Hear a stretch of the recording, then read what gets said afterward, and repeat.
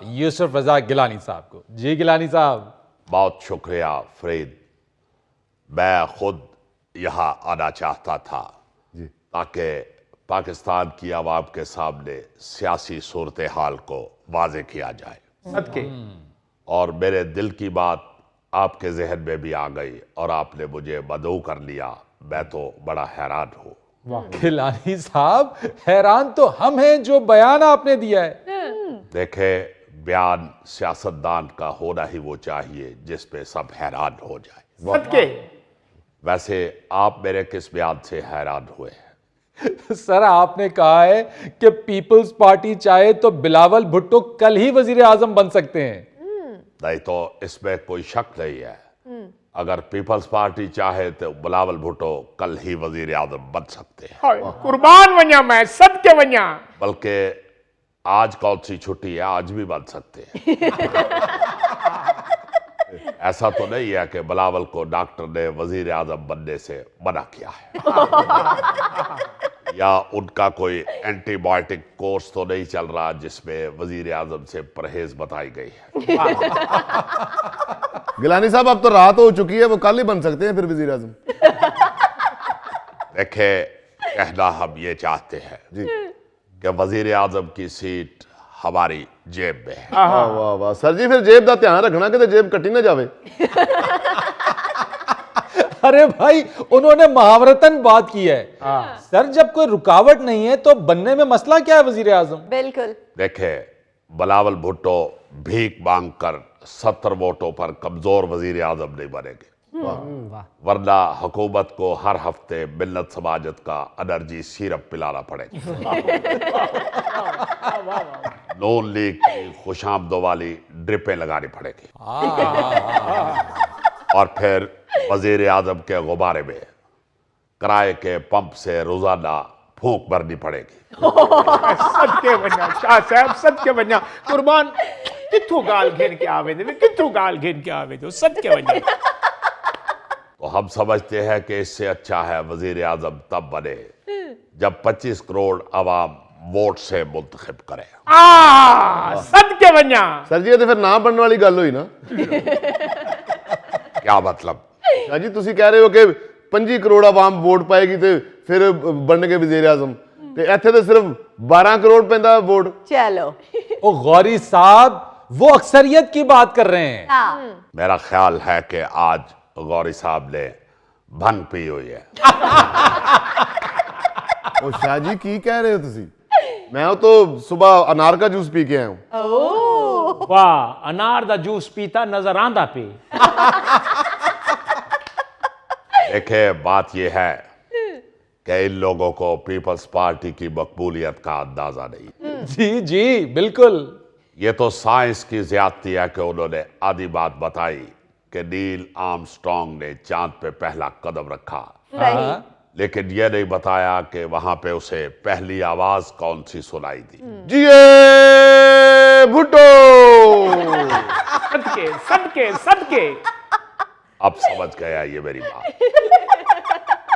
دیکھیں چاند والی مائی کئی دفعہ کہہ چکی ہے کہ وہ اگر ووٹ دے گی تو صرف پیپلز پارٹی کو دے گی. قربان ونیا. اور غوری صاحب آپ کو یہ اندازہ نہیں ہے کہ یہ اے آئی کا دور ہے.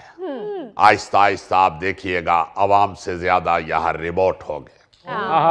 اور میں یہ شرط لگا کے کہہ سکتا ہوں کہ آپ کسی بھی ریموٹ کو پوچھیں گے تو وہ یہی کہے گا کہ میرا ووٹ پیپلز پارٹی کو ہے.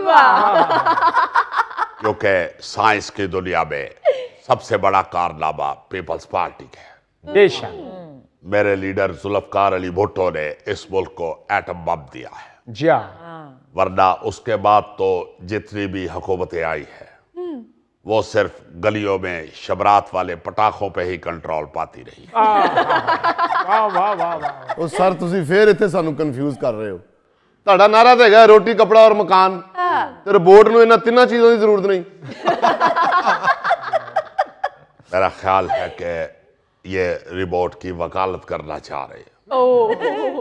آپ صرف پیپلز پارٹی کی خدمات کو دیکھیں. جی ہاں. پھر آپ کو یہ یقین ہو جائے گا کہ آئندہ صرف عوام ہی نہیں مشینری بھی چیخ چیخ کے کہے گی कि पाकिस्तान में अगर किसी ने काम किया है तो वो सिर्फ पीपल्स पार्टी है।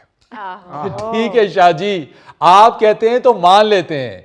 आपकी तो इत्तेहादी हुकूमत है और फिलहाल आपने कोई वजारतें भी नहीं ली। देखें, वजारतें हमें कोई चूंडियां नहीं काटती, मगर हमें वजारतों का कोई लालच नहीं है। जी हाँ, हम फिलहाल सिर्फ अवाम की खुशहाली के लिए काम कर रहे हैं। बेशक। अवाम को रोजमर्रा की चीजें सस्ती मिलनी चाहिए, जी हाँ, रोटी सस्ती होनी चाहिए, हाँ, अंडे सस्ते होने चाहिए। वाह, ये बड़ा जुल्म है बिल्कुल। कि अंडे मुर्गी देती है और पैसे सारे दुकानदार खा जाता है। वाह वाह वाह वाह वाह, शाह जी वाह। उस बेचारी को इस काम में क्या बचता है? आए, आए। वो क्या कहते हैं कि दुख सहे बी मुर्गी और कवे अंडे खाए। ओ हुजूर, दुख सहे बी फाख्ता और कव्वे अंडे खाए। मगर फिलहाल मुर्गी की बात हो रही है। तो हम चाहते हैं कि गरीब आवाम को सहूलतें मुयस्सर होनी चाहिए। वाह, क्या? आप ठीक कह रहे हैं गिलानी साहब, मुल्क को माशी चैलेंजेस का सामना है।